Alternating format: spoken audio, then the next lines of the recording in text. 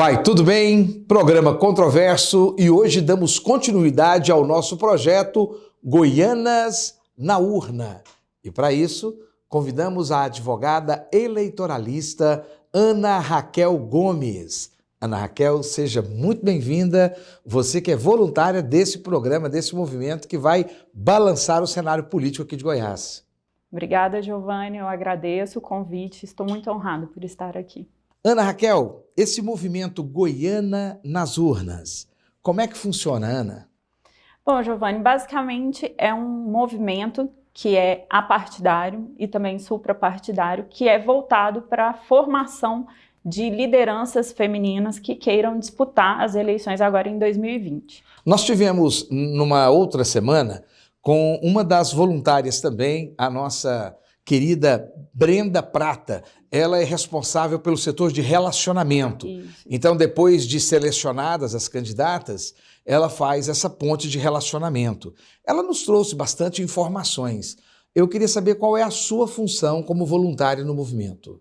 Bom, a minha função passa tanto de ajudar na formação dessas meninas que foram selecionadas, dessas mulheres que foram selecionadas para disputar, né, o pleito agora em 2020, falando especificamente com relação às regras eleitorais, que é a minha área, né, sou advogada eleitoralista, como você falou, mas também assessorando essas meninas, e aí é um diferencial do movimento Goianas na Urna, que as voluntárias que fazem parte do jurídico vão promover uma assistência durante a campanha. Cara, eu acho super legal esse carinho que vocês têm de reportar a ela como meninas, né? São mulheres de 25 até 60 anos e vocês tratam com uma certa delicadeza, no sentido de quando vocês reportam como meninas, é ou não é? Na verdade, são mulheres que já têm algum engajamento na política e só estão precisando daquele empurrãozinho para poder entrar na política efetivamente,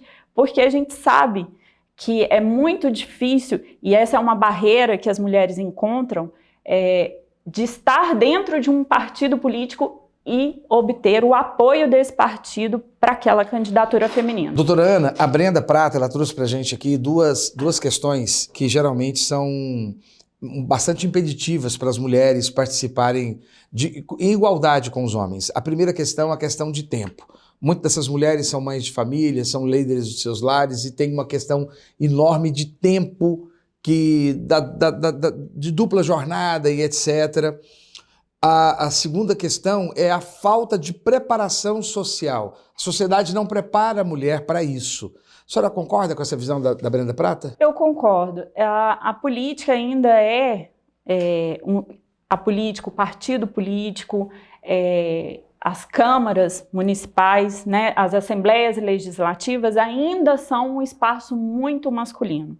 Existe, sim, assim, várias barreiras para que as mulheres ocupem esses espaços. E o Goianas na Urna é um movimento que está aí justamente para poder diminuir essas barreiras, né, ajudar essas mulheres a ultrapassarem essas barreiras. Porque, de fato, a gente sabe as mulheres geralmente têm uma jornada dupla, uma jornada tripla, têm os seus filhos, têm que estudar, né, tem que, como se diz, cuidar da casa, por assim dizer, porque ainda parece ser uma atribuição só da mulher, e tem a questão financeira da mulher não poder participar da política, porque não existe um apoio efetivamente financeiro para as candidaturas femininas. Então, são alguns impeditivos. E essa questão da formação social, a mulher ela foi impedida de participar da política por muito tempo. É recente a participação da mulher, né? No Brasil, até 1934, a mulher só podia votar aquela que fosse casada com a autorização do marido, que fosse viúva ou que fosse uma solteira economicamente independente. Só a partir de 1937, se não me engano, que a mulher conseguiu o direito de votar, efetivamente. Então é recente, o espaço, a participação política, ela era um espaço só para os homens, né? Doutora Ana, quando a gente estava preparando essa entrevista, eu conversei com a senhora por telefone e perguntei para a senhora assim, Por que eu votaria numa mulher só por ser mulher? A senhora quase me bateu por telefone dizendo que seria uma posição altamente... Que machista, doutor Giovanni! Que visão que a senhora tem a esse respeito? É uma posição machista perguntar por que eu votaria numa mulher por ser mulher? Essa não seria uma premissa do Goianas na Urna? A premissa do Goianas na Urna é mais ou menos da forma que eu te falei. É reconhecer as lideranças femininas e prepará-las para essa ocupação desse espaço. Não é uma questão né? de gênero?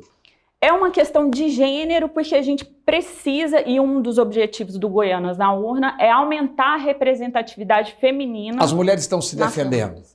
As mulheres estão atacando. Não, eu vou dizer assim... Porrete na mão e partiu para cima? Não, as mulheres estão... Quando eu digo, com a Constituição na mão e partindo para cima. Isso. Quando eu digo estão atacando, as mulheres estão se preparando para ocupar esses espaços, né? Nós temos direito a esses espaços. Se nós queremos políticas públicas de igualdade de gênero, igualdade salarial, né? Se a gente quer ver uma democracia plena, uma maior democracia, um maior pluralismo político, a gente precisa da mulher ocupando esses espaços. Então eu votaria numa mulher por conta do olhar feminino? Você votaria na mulher por vários motivos, Giovanni. Sim, quais? Hoje nós somos a maior parte do eleitorado feminino. Não existe democracia sem a mulher, né? Nós somos a maioria nos cursos de graduação, nós somos a maioria nos cursos de pós-graduação, nós somos efetivamente muito bem preparadas. A maioria de liderança dos lares? Sim, a maioria de liderança dos lares.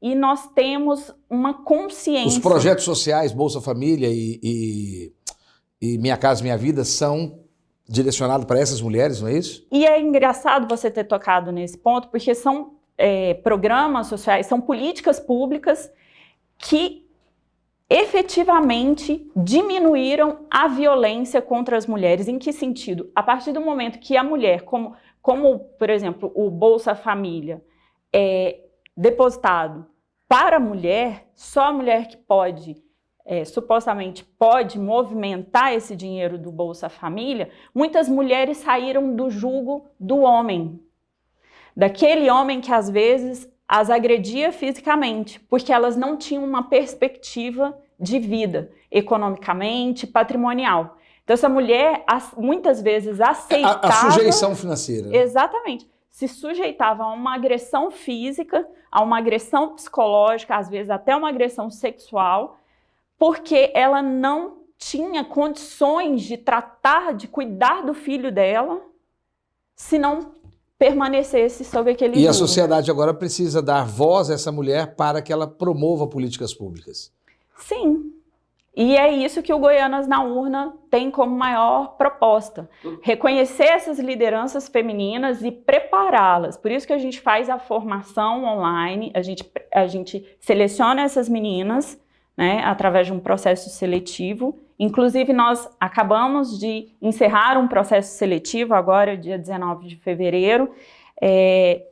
A partir do momento que essas meninas são selecionadas, essas mulheres, né? Meninas, mulheres... Eu gosto de meninas, eu acho tão bom. Mas é bom falar mulheres, porque, na verdade, ali são mulheres engajadas, conscientes do seu espaço, conscientes da sua vontade, conscientes da pauta feminina, do que elas entendem que deve ser feito para poder chegar a uma igualdade de gênero. Não, como eu disse, é um movimento apartidário e suprapartidário, porque, na verdade, o movimento ele respeita a escolha que as meninas fazem dos partidos políticos. Mas você tem alguém de direita lá? Tem. Alguém de extrema direita ou de direita? Temos sim. Então, assim, quem vai escolher o partido político é aquela selecionada que está sendo preparada para disputar o pleito. Inclusive... não há nenhuma doutrinação de ruptura? Não. A formação que é feita, só para te dar um exemplo, é uma formação no seguinte sentido. A gente passa tanto pela formação política, né? O que é um sistema eleitoral, um sistema político, entender a política, o processo legislativo. Passa também por como estruturar uma campanha política. É muito bom explicar isso para o nosso telespectador internauta que está assistindo, porque às vezes, quando a gente comenta, doutora Ana Raquel, sobre que vai discutir sobre política, o pessoal pensa que é do sentido ideológico. Não. Do que é certo ou errado, do que é ético, não ético. Não é isso. Não. É bem legal mesmo, a estrutura é bem legal. Eu quero explicar para você. Doutora Ana Raquel, eu a conheci há cerca de 5 anos atrás, nos processos da Ordem dos Advogados do Brasil. Doutora Ana Raquel, a senhora advogou já para prefeituras, não é isso? Algumas Sim. Prefeituras do Estado de Goiás? Sim. E também para alguns políticos e participou de algumas candidaturas, não é isso? Sim, participei. De algumas campanhas políticas, Sim, né? desde 2012 venho participando de coordenação jurídica. E a senhora está emprestando esse conhecimento, está emprestando não, porque a senhora não está pegando de volta, né? A senhora está compartilhando esse conhecimento com as selecionadas. Não é candidato, mas são selecionadas que estão em formação. Sim. Que tipo de formação que elas recebem, então, do movimento Goianas nas Urnas? Então, como eu estava te explicando. Como estruturar a campanha. Isso. Passa tanto de uma formação teórica quanto prática. Existe a formação online e existe a formação presencial. Goianas na Urna tende a trazer personalidades, né, que já são atuantes tanto na política quanto em outras áreas estratégicas. Por exemplo, a gente já trouxe marqueteiro, que a gente chama, né, que trabalha diretamente com marketing político, falando como se fazer uma campanha, como se estruturar uma campanha sobre a ótica do marketing político digital. Então, a gente dá formação nesse sentido. Também tem a formação com relação às regras eleitorais. Já foi feita uma formação online, onde um advogado, parceiro nosso, explicou como que eram as regras para pré-campanha, as regras para campanha, alguma coisa sobre prestação de contas. Então, todo esse processo é feito. Tem também como preparar essa candidata, essa possível candidata, né, para falar para aqueles eleitores, possíveis eleitores, para se posicionar. Então, é feita toda essa preparação, é uma formação mesmo. São pessoas mulheres, né, onde se reconheceu uma possível liderança e preparar efetivamente, explicar o que é assumir um cargo, né, na Câmara Municipal, aqui em Goiânia, e preparar para isso, preparar para esse cargo. E aí essa preparação passa por esses estágios que eu te falei. A fazer um plano de trabalho também? Sim, já teve formação em que foi explicado o que você deve, como você deve montar uma agenda, como você deve montar uma equipe de pré-campanha, de campanha, passa por toda essa formação. Inclusive tem material que é disponibilizado para as mulheres, né, muitos contatos ali, dá para fazer uma rede de contatos muito grande, porque os palestrantes, eles se disponibilizam, são parceiros mesmo, né, se disponibilizam a continuar com aquele contato com o grupo e com as mulheres selecionadas. Então, é uma rede para fomentar efetivamente a participação das mulheres na política e não só engajar essas mulheres, né, para disputar o pleito em si, mas aquela selecionada que não puder, por exemplo, disputar o pleito agora em 2020, apoiar alguma das mulheres que vai disputar. Ana Raquel, nós estamos agora nos minutos finais, eu queria te perguntar uma coisa. Nós estamos vivendo um período em que a questão do feminismo está sendo revisto e rediscutido.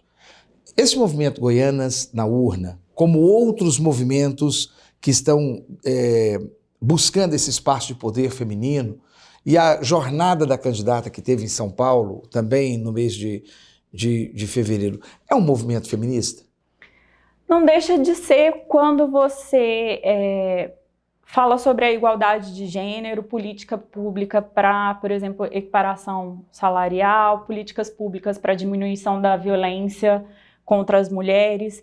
Então, o Goianas na Urna especificamente busca o quê? mulheres que tenham essa pauta. Os homens deveriam se sentir ameaçados de alguma forma? Não, eu acho muito engraçada essa questão, assim, e até preocupante, porque o feminismo, ele não é o contrário do machismo, de jeito nenhum. Eu gosto muito até dessa fala do Cortella, ele fala muito bem sobre isso. O feminismo não é o contrário do machismo. O feminismo é a busca das mulheres por direitos, pela igualdade, porque se você considerar que as mulheres, em regra, são mais preparadas, porque hoje nós somos mais de 74 milhões de eleitoras. No Brasil, somos 53% do eleitorado brasileiro. Por que que as mulheres trabalham mais do que um homem? Isso são dados oficiais, né? São estatísticas oficiais. Por que que a mulher trabalha mais do que um homem? Às vezes é mais qualificada que Estuda ele. mais do que um homem. Sim, ganha né? até... Tem mais pós-graduação do que um homem. Ganha mais horas de estudo que um homem. Mais horas de trabalho do que um homem e ganha até 17% menos do que um homem. E se a gente for considerar, agora em 2019 saiu um dado dizendo que a equiparação, se a gente se a gente continuar nessa toada que a gente está, a equiparação salarial entre homens e mulheres ocupando o mesmo cargo vai só acontecer daqui a 100 anos. Isso não pode ser aceitável.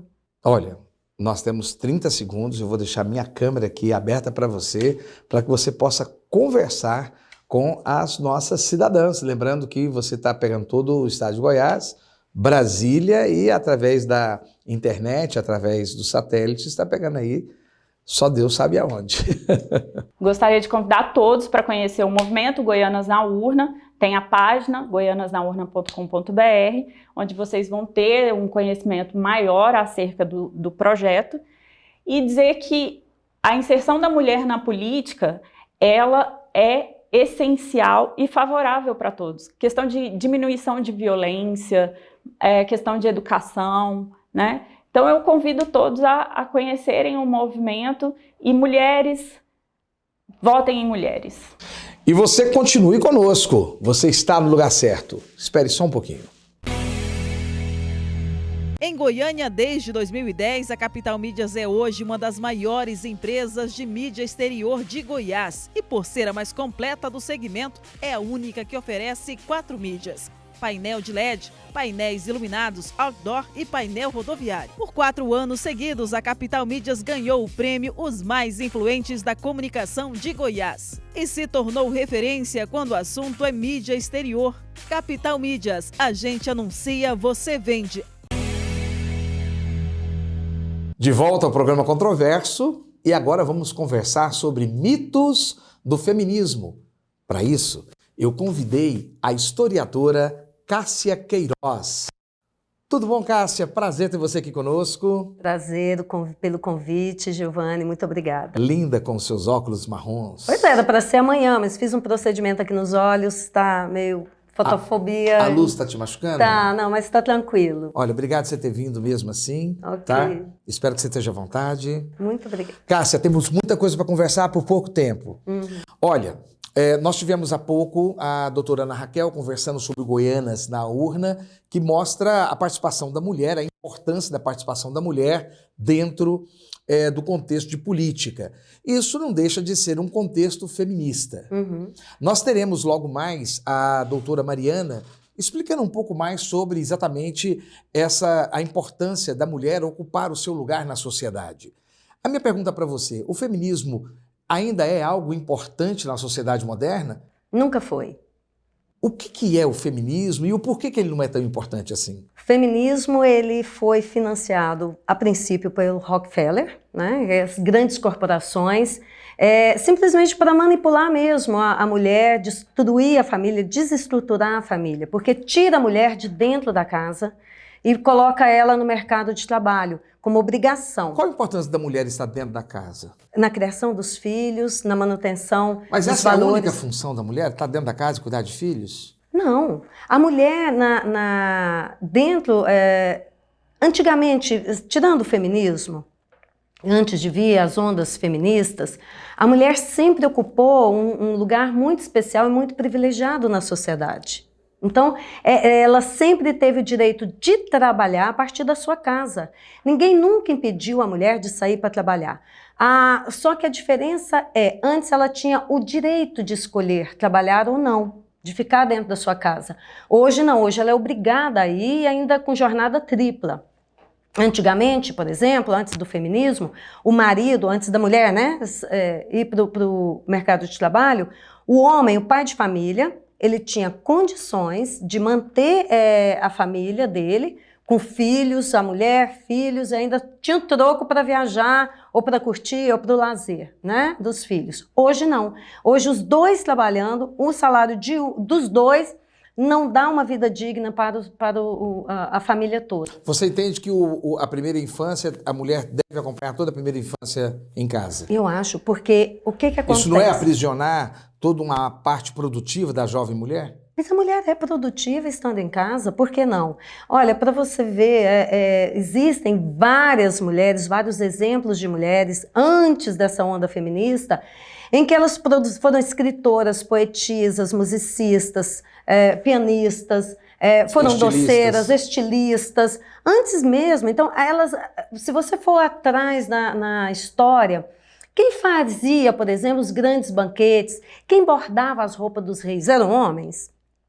Quem bordavam as roupas das noivas, faziam os vestidos de noivas, as festas suntuosas, eram as mulheres. Tapeçaria, vamos pegar a tapeçaria lá no Isso século... não é restringir a mulher em contextos de atividades profissionais essencialmente femininas? Mas curiosamente... Aquela coisa de mulher veste rosa, homem veste azul? Sim, mas não... Tipo assim, mulher faz... Eu quero dizer no sentido, não do que você vai vestir, mas mulher faz isso e homem faz aquilo? Sim, mas isso existe até hoje. Isso é uma questão biológica e não de gênero.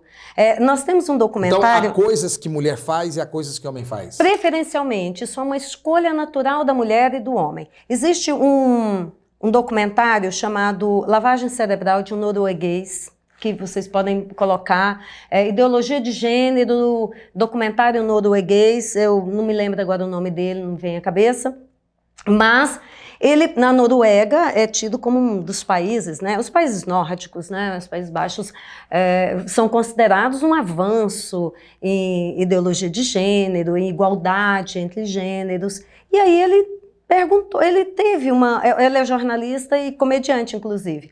Mas esse documentário é muito engraçado, porque ele vai perguntando para as pessoas nas ruas questões muito básicas e leva todo esse depoimento para especialistas que estudam gênero, que estudam a ideologia de gênero e os defensores da biologia. Curiosamente, Giovanni, ele foi, na Noruega, por exemplo, profissões tipicamente de homens, como engenharia ou exatas, né? Toda aquelas profissões ligadas a exatas, continuam sendo ocupadas majoritariamente por homens. E professores, enfermeiros, são majoritariamente por mulheres. Mas por que você escolhe isso? Porque é mais feminino, é uma coisa natural, espontânea. Então o feminismo ele vem obrigar a mulher a ocupar um espaço que é do homem, trazendo um desequilíbrio social. Porque a partir do momento que a mulher começa a disputar com o homem, ela perde o seu lugar de mulher e ainda quer tirar o lugar do homem da sociedade, que vira uma guerra contra os homens. Quando você coloca que a mulher ela deveria ficar em casa, enquanto provavelmente entendo que se a mulher fica em casa na primeira infância dos seus filhos, isso vai ficar em torno de 5, 6 anos de idade, é porque o seu companheiro vai prover a casa. Uhum. Tá certo. Isso não é muito classe média, não? Não, eu não... Vejamos, hoje não há como reverter essa situação. Porque, infelizmente, o feminismo destruiu esse direito nosso de permanecer em casa. Qual o problema de se permanecer em casa? Não, mas a minha pergunta é se... Veja bem, a minha pergunta é porque muitas vezes a classe operária não tem essa prerrogativa. A mulher precisa sair para comprar a renda do lar. Nós temos grande parte da população que não tem renda suficiente para suprir. Sim, isso aconteceu justamente com o feminismo. Se hoje a classe baixa... O feminismo é que é culpada por isso? Sim. A renda brasileira é culpa do feminismo? Sim, não do Brasil, do mundo. Porque quando Rockefeller introduziu... A renda do mundo, a pobreza do mundo é culpa do feminismo? Não, calma, vamos por parte. Você está falando da mulher que ela não pode ficar em casa porque ela tem que prover sua família. Não foi isso que você disse? Você falou, olha... Se não, passa fome. Eu estou te dizendo que antes do feminismo, a mulher pobre ou rica ou classe média, ela tinha o direito sim de trabalhar, mas como um direito, como uma escolha e não como uma obrigação. É preciso deixar isso bem definido. Então, antes do feminismo, quem era o provedor da casa? Era o homem. E ele ganhava... Mesmo da situação mais pobre, ele ganhava o grosso ali para sustentar. Cássia, mas é isso que eu disse para você, da classe média para cima. Na classe operária para baixo, não era um direito, era uma necessidade. A classe média para baixo não tinha, ou vai para a rua trabalhar ou passa fome. Não, mas a mulher antigamente... A mulher pobre precisava, eu sou filho Sim, eu mas sou ela neto trabalhava... de uma mulher pobre que precisou ir para a rua trabalhar. Sim, mas ela ia... E ela nem sabe o que é feminismo. Sim, mas acontece que, por exemplo, Rockefeller, quando é que começa a questão da mulher no trabalho? Começa com a industrialização. A Segunda Guerra aconteceu, Primeira Guerra, né? Isso. Ali morreram muitos soldados, homens, e tinha uma massa sobrando, uma grande população feminina. Então, começava a industrialização, precisava de uma força, de uma mão de obra. Como é que a gente vai fazer com a mão de obra? Se você falasse para as mulheres, vamos trabalhar, vamos entrar, as mulheres não queriam. A maioria absoluta diria, não, eu não vou trabalhar. Só que aí, o que aconteceu? Foi preciso pegar mulheres, financiá-las para convencê-las, a mulher, a ir para o mercado de trabalho, porque isso era uma emancipação feminina. E, na verdade, o que eu vou te dizer, que ir para o trabalho forçadamente não é um direito, entende? É uma obrigação. Isso não significa que a mulher não trabalhava antes. A mulher era costureira, bordadeira, ela era doceira, ela trabalhava naquilo que ela sabia fazer. Cássia, do melhor. Todos esses elementos que você está trazendo, que são muito controversos, vai polemizar bastante, são elementos do seu documentário que você está produzindo, que desmistifica o feminismo. Isso. Nós só temos mais 7 minutos. Existem outros elementos desse documentário? Quem está ajudando você a produzir esse documentário? Que está fazendo a produção dele? Ana Campagnolo, Sarah Winter, que são duas grandes pessoas aí antifeministas e que luta sobre... que desmascara o feminismo, né? Porque você não é antifeminista, você só não é a favor, né? Eu acho que a palavra antifeminista, eu acho que tanto eu, a Ana Campagnolo, a Sarah Winter, nós somos, na verdade, a favor da mulher, do feminismo, do feminino, não do feminismo, né? Além dos elementos que você já desenhou, que outros elementos que desmistificam o feminismo que você gostaria de citar? Por exemplo, o direito ao voto. O voto parecia obrigação. Né? O voto, as mulheres pediam... Olha, nós tivemos o Goianas na urna mesmo olha aqui só, no ar, hein? As mulheres têm o direito de votar. Olha que lindo, né? Parece bonito. Olha, que maravilha. Por que não? Por que nós, mulheres, não podemos votar? É mesmo? Como é que o homem votava antes? Assim, o voto nunca foi um privilégio do homem. O voto sempre foi um direito do homem. O homem que ia para a guerra, lutar pelo seu país. Né? Então, nem todos os homens votavam. Votavam aqueles homens que estavam prontos a lutar pelo seu país, pela sua família, defender suas mulheres. Na verdade, porque votavam numa guerra... os donos de terra. O voto era patrimonialista. Não só dos homens livres e ricos. Não só os donos de terras que financiavam os que tinham dinheiro. Mas o voto é militarista. Sim, mas quem tinha dinheiro. O pobre não podia mesmo que ele lutasse, o soldado todo homem é obrigado a se alistar, concorda comigo? Todo homem. Sim, mas nem todos podiam votar.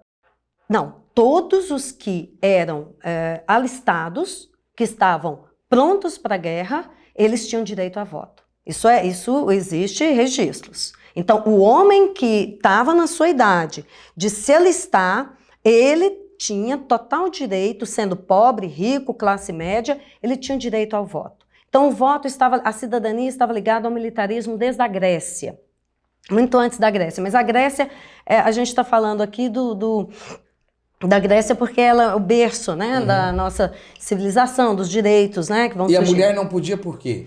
A mulher não ia para a guerra. Por que ela iria votar? Não só ela, mas várias outras pessoas não podiam votar.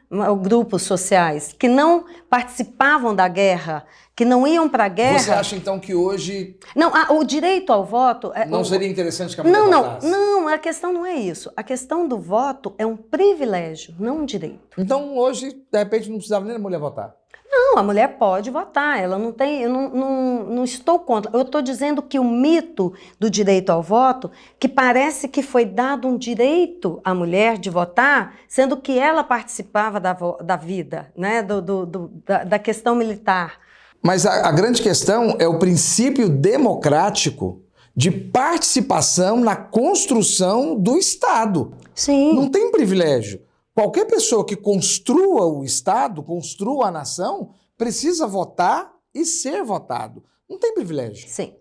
O que eu quero deixar bem claro é que lá atrás, quando se reivindicou o voto feminista, o voto era para um grupo de homens... Detalhe também, e também não é privilégio de ninguém, né? Eu construo o Estado, então eu participo. Tanto é que a mesma coisa acontece com o voto do jovem de 16 anos. Todos esses que constroem a nação precisam participar dela. Giovani, eu não sou contra a mulher votar ou não. E não é isso que eu quero dizer. E ser votada. E nem ser votada, muito pelo contrário. O que eu estou trazendo aqui é um mito do feminismo de que foi reivindicado e dado um direito à mulher. Não, foi um privilégio, porque antigamente quem votava estava ligado ao militarismo. Certo. Quer dizer, 3 minutos. Você tem outra coisa para desmistificar? Sim, a ideologia de gênero, né? A mitificação de que o gênero é uma construção social. Isso é trazido pelo feminismo. Não existe essa construção. A mulher nasce mulher. E homem nasce homem. O nego nasce macho. A mocinha nasce mocinha. Sim, e isso vai provar pelas escolhas. E esse documentário que eu falei... Que você explicou um pouco mais cedo, que há profissões, dentro daquilo que você está colocando, que há profissões que são inerentes à mulher e há profissões que são inerentes. Por exemplo, ser serralheiro, ser mecânico. Engenheiro. Ser engenheiro. Mas nós temos excelentes engenheiras, excelentes arquitetas, mecânicas maravilhosas. Eu fui atendido por uma mecânica fantástica esses tempos atrás. Giovani, Minha mulher, eu vou te falar uma coisa, minha esposa, eu vou colocar você no carro quando você sair do estúdio.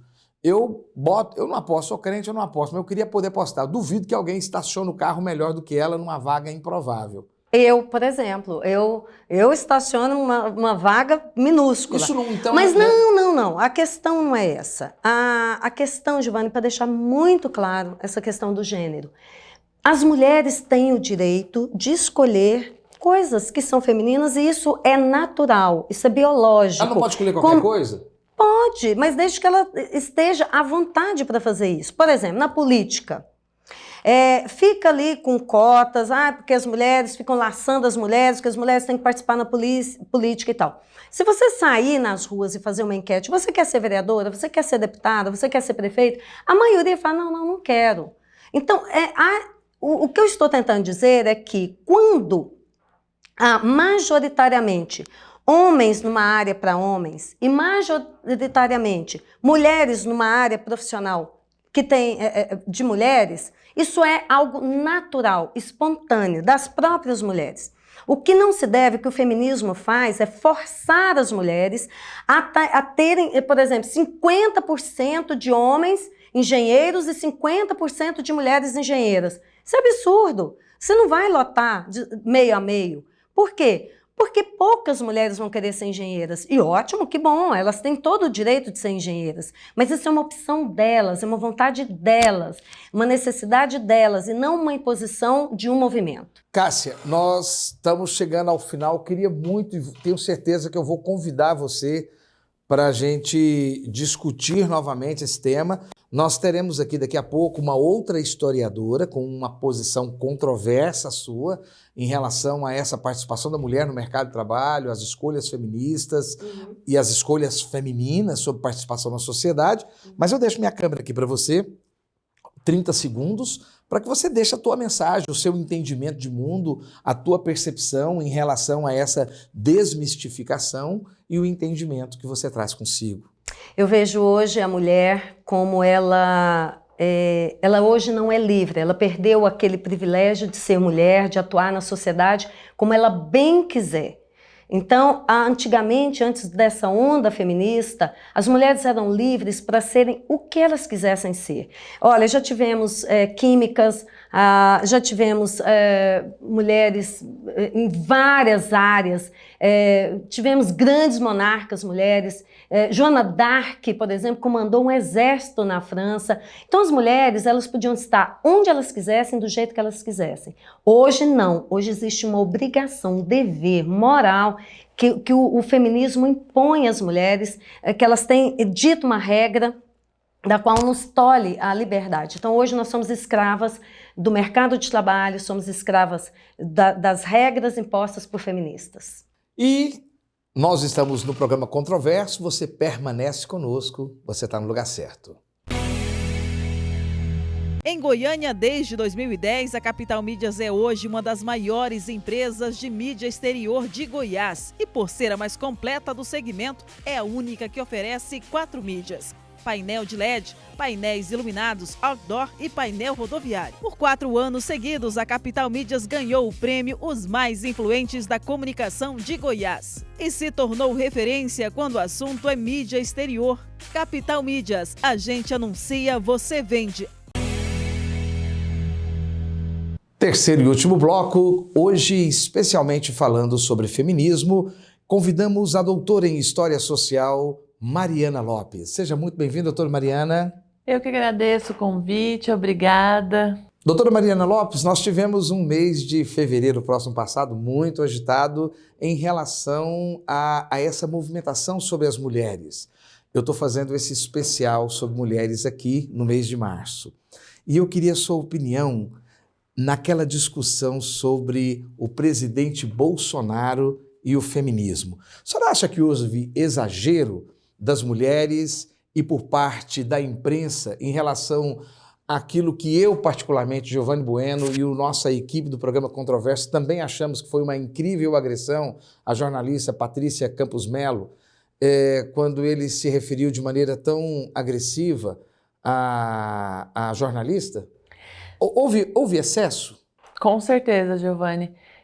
O Bolsonaro, desde que ele estava ainda em período de campanha nas eleições de 2018, eu sempre gosto de lembrar, as primeiras pessoas no Brasil que se levantaram contra Bolsonaro, que alertaram sobre o perigo que nós estávamos prestes a eleger um governo, né, da forma como está sendo hoje, que nós não estamos sendo governados, é um desgoverno, foram as mulheres. A gente organizou e protagonizou e levou milhões, não foram milhares, foram milhões às ruas no primeiro e no segundo turno num movimento chamado Ele Não.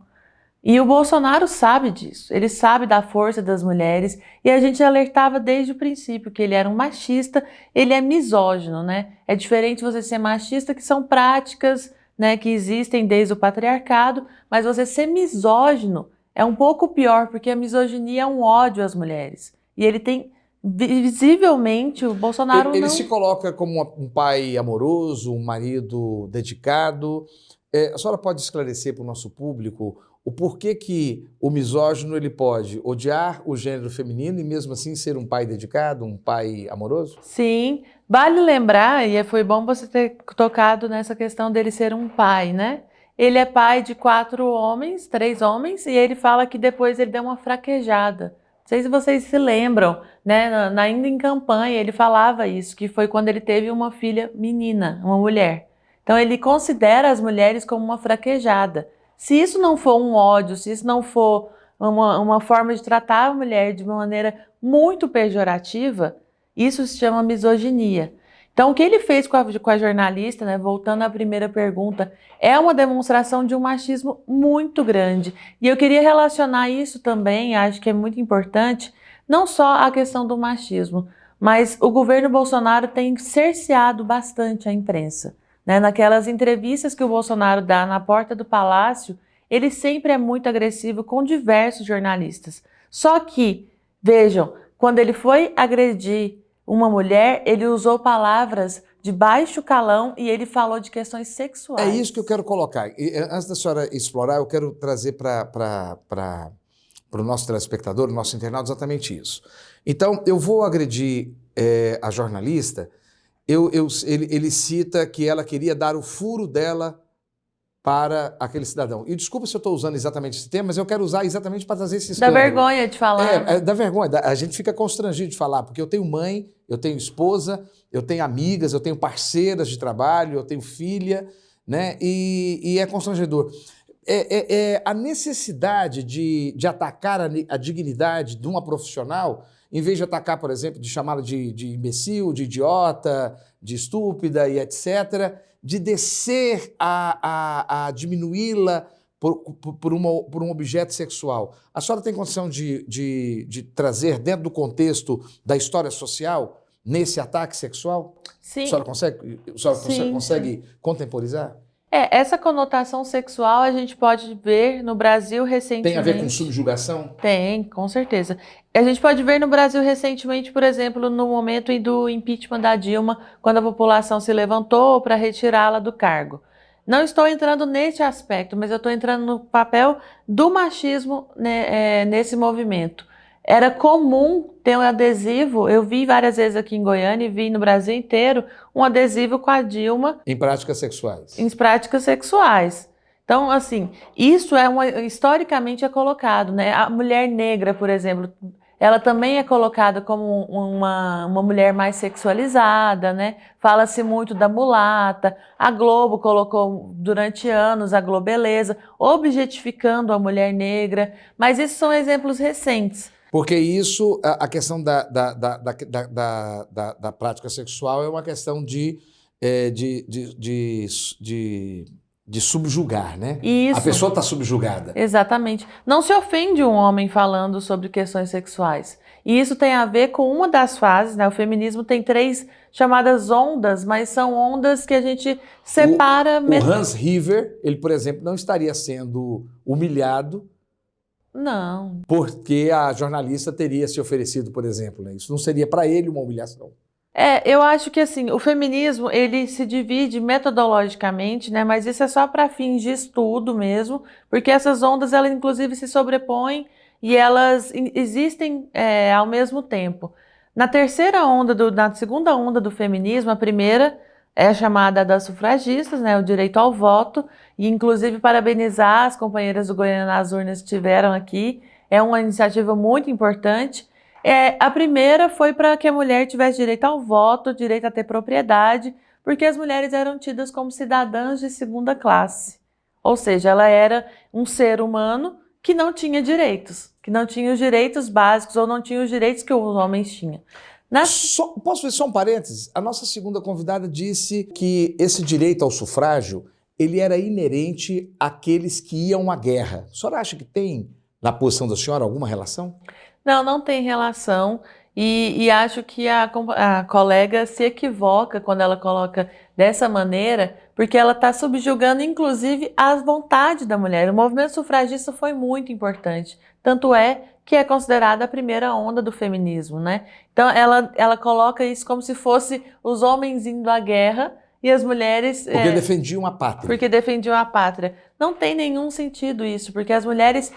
E aí é bom ressaltar, as mulheres sufragistas ficou muito em voga, ficou muito famoso que as mulheres estavam fazendo as manifestações para poder votar. Sim, foi o que mais preponderou naquele momento. Mas tinham outros direitos que aquelas mulheres também estavam lutando. Um deles é ter direito à propriedade privada, sabe? Que é um direito também que os homens já têm e as mulheres não tinham. Então tem outros direitos durante o movimento sufragista que também estavam colocados. Isso não tem a ver. Isso tem a ver com a vontade da mulher, com a mulher tomando o seu lugar na sociedade.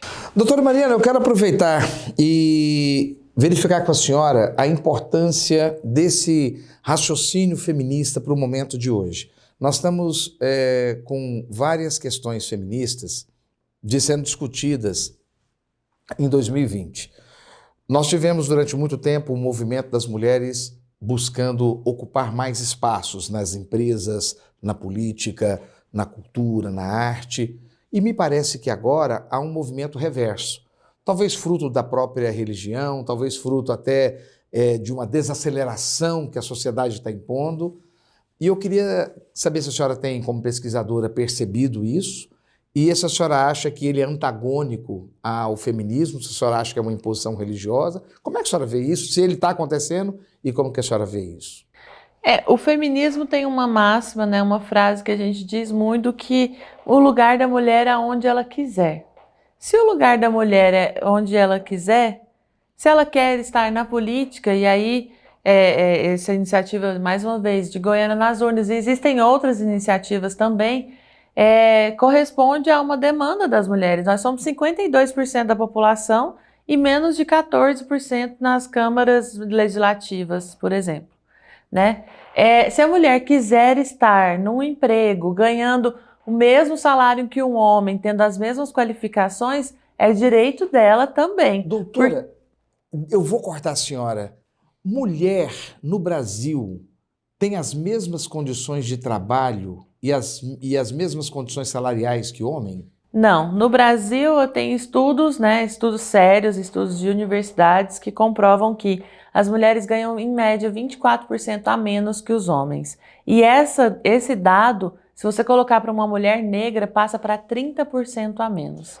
Porque a mulher negra é ainda mais desvalorizada. Por que isso acontece, doutora?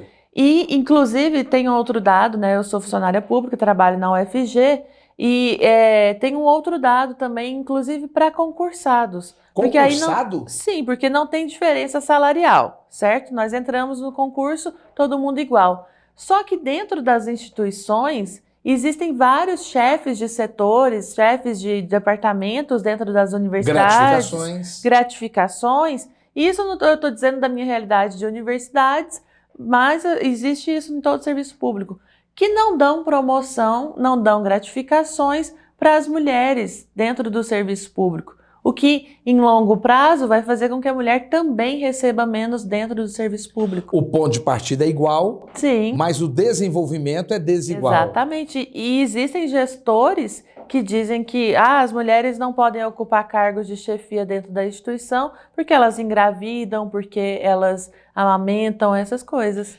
Doutora, essas realidades, elas são mensuradas? Elas são pesquisadas? São mensuradas. Existem várias pesquisas, né? Eu sou coordenadora de uma federação e ocupo a pasta de coordenação de mulheres. A gente faz essa mensuração, a gente faz essas pesquisas dentro das universidades e tem várias mulheres pesquisando sobre a situação da mulher dentro das universidades, por exemplo.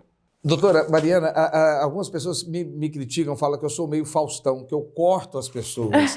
Mas como é que eu perco uma doutora em História Social, com a experiência que a senhora tem, e às vezes eu percebo uma brecha de informação que eu sei que o telespectador internauta quer. Claro. Então, por exemplo, tem violência masculina contra a mulher no mundo moderno? Muito. Por quê? Muito. Existe um instituto da Unicamp, chama Instituto Patrícia Galvão. Esse instituto faz todo o mapeamento, todos os anos eles soltam um mapa da violência contra a mulher. E aí, através desse mapa, a gente tem acesso a todos os índices de violência em cada estado e nas principais cidades, né, nas capitais e cidades de interior maior também. Em Goiânia, por exemplo, a gente está ocupando o triste ranking de 5ª cidade mais violenta para as mulheres. Por exemplo? O estado de Goiás é o 3º em número de feminicídios. No Brasil, a cada 11 minutos uma mulher é agredida. E a cada 2 horas uma mulher é morta. Eu fiz 25 anos de casado com a minha esposa. Nós já brigamos de tudo quanto é jeito que a senhora puder imaginar. Eu nunca toquei na minha mulher. Ela nunca tocou em mim. Eu trabalho com ela. trabalho com ela a vida inteira. Eu sou capaz de discutir com a senhora e não consigo imaginar a possibilidade, e eu sou uma pessoa firme, então eu não consigo imaginar-me com ódio da senhora a fim de tecer nenhum tipo de agressão contra a senhora. E nem consigo também imaginar pessoas do meu convívio. Esse tipo de agressão, ela tem um perfil específico de homem em relação à mulher? Não. Na verdade, o que a gente diz é que um homem que agride uma mulher, ele não é um doente. Durante muito tempo falava-se que o cara bateu numa mulher, ele é um doente. Não, ele é um fruto saudável de uma sociedade patriarcal. Um homem criado, sendo sociabilizado durante séculos, como nós temos sido, numa sociedade patriarcal, numa sociedade machista, ele pode chegar a vias de fato, de agressão e de, inclusive, matar mulheres. Porque ele é ensinado desde criança. Ensina-se para os homens que eles são superiores. Ensina-se para as mulheres que elas têm que ficar em casa, têm que ficar no ambiente privado. Aí eu queria voltar na sua pergunta inicial. Sim. Sobre as mulheres que estão querendo voltar a ficar em casa. Há uma relação de dependência masculina, Isso. de submissão masculina. É legítimo mesmo. E aí eu gostaria de colocar aqui uma discussão sobre o trabalho reprodutivo, que nunca foi colocado, ou é recente, né, esses estudos e essa discussão, né, entre as mulheres, e que a gente está querendo cada vez mais explicar para as pessoas o que é trabalho reprodutivo. Existe o trabalho produtivo, né, as pessoas produzem coisas, e existe um trabalho de quem fica em casa. Porque se a mulher não estivesse lá para cozinhar, para lavar, para cuidar de crianças, o Estado teria que estar tendo que bancar ou teria que se pagar outra pessoa fora para fazer isso. Então, o trabalho que a mulher faz é um trabalho. É um trabalho chamado trabalho reprodutivo. Tem uma historiadora chamada Silvia Federici que fala bastante sobre isso. Doutora, a senhora, desculpa ser intromisso, a senhora é de ideologia de esquerda, não é? Sim. A senhora é do Partido PSOL. Isso. Isso vai pirar um pouco a cabeça do meu telespectador e do meu internauta agora. Porque muitas das pessoas que são dessa nova linha de direita, elas acusam que uma da ideia da esquerda é de assumir que eles querem tirar a mulher de casa para que o Estado assuma a criação das crianças para desconstruir a família. Eu gostaria que a senhora falasse um pouco sobre isso. Não é uma desconstrução da família, mas a partir do momento em que a mulher tem que trabalhar, ela precisa de um amparo. Esse amparo pode vir sim pelo Estado, porque ela precisa trabalhar, e aí para a gente não chegar nos dados que a gente tem hoje, de que uma mulher trabalha ao longo de um ano, ela trabalha mais de 80 horas a mais que um homem, porque ela trabalha fora, ela trabalha em casa e ela trabalha muito mais que um homem. Então, sim, a gente quer que as mulheres tenham acesso. Isso não é uma ideologia de esquerda. Por exemplo, na França, quando uma mulher ganha neném, na licença maternidade vai uma pessoa uma vez por semana lá para lavar as roupas dela, paga pelo Estado. E a França não é de esquerda. É um estado de bem-estar social. Exatamente. Essa é a doutora em História Social, Mariana Lopes. Estou muito satisfeito com tudo isso que você nos enriqueceu. Mariana, você tem 1 minuto para conversar com o nosso público. Nós temos tido uma desconstrução muito grande sobre a esquerda feminina e sobre o feminismo no Brasil. Eu acho que você pode trazer alguma ideia nova ou resgatar valores profundos a esse respeito. Fique à vontade. Bom, eu queria dizer principalmente para as mulheres, esse mês da mulher, que o feminismo, a gente precisa desmistificar esse nome. Não é uma ideologia de esquerda, existem feministas, inclusive liberais, né? Mas o que é o feminismo? É a luta por direitos básicos, luta por direitos da mulher, é dizer que uma mulher pode ser gente. Porque, como eu disse no início, as mulheres eram tidas como cidadãs de segunda classe. Então, se hoje a gente pode estar aqui dando entrevista, se as pessoas podem trabalhar, e se uma mulher pode escolher, inclusive, ficar em casa e cuidar dos filhos, é porque o feminismo nos deu a noção e lutou para que a gente pudesse estar onde a gente quiser. Então, a gente pode estar onde a gente quiser graças ao feminismo. Inclusive, as mulheres que são contra o feminismo, a gente luta por elas também. Muito obrigado, prazer. Faça essa aqui uma casa sua também. Muito obrigada, eu que agradeço e voltarei sempre. E esse foi o programa Controverso. Muito obrigado pela sua audiência, sua participação conosco. Semana que vem, um programa também interessante dentro desse mês da mulher, que nós estamos fazendo uma programação especial. Permanece conosco, você está no lugar certo.